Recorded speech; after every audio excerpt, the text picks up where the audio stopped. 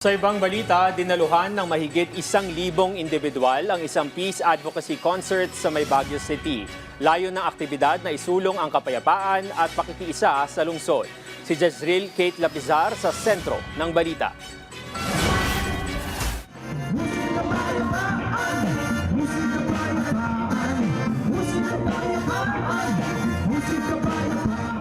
Kahit umulan sa Baguio City, nakisaya, nakisayaw at nakiawit ang mga kabataan, residente at bisita sa isang peace advocacy concert na Musika Payapaan 2026 sa People's Park, Malcolm Square.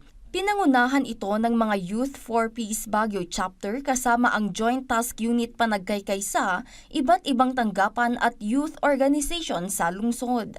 Nagsimula ito sa Peace Walk kasama ang mga uniform personnel. Sa temang Melodies of Culture, Voices of Peace, itinampok ang mga banda at performers upang isulong ang kapayapaan, pagkakaisa at partisipasyon ng kabataan.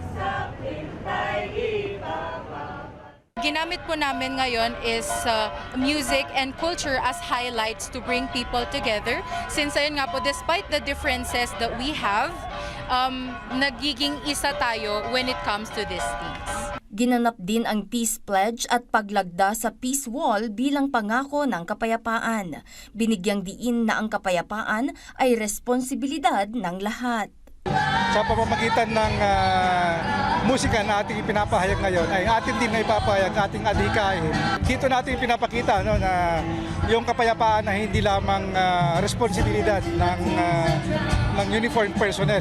Ito ay responsibilidad ng lahat ng mga members ng community. Nakikita ko na isang instrumento po para mapagtibay po natin ang relasyon natin sa mga kabataan when it comes to maintaining peace and order.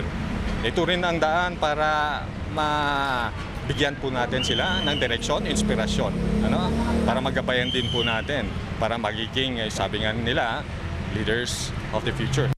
Sa ipinadalang mensahe, pinuri ni Mayor Benjamin Magalong ang mga kabataan sa pagsusulong ng kapayapaan. Tinataya namang mahigit 1,000 individual ang dumalo at naging mapayapa ang aktibidad. Jezreel Kate Lapizar para sa Pambansang TV sa Bagong Pilipinas.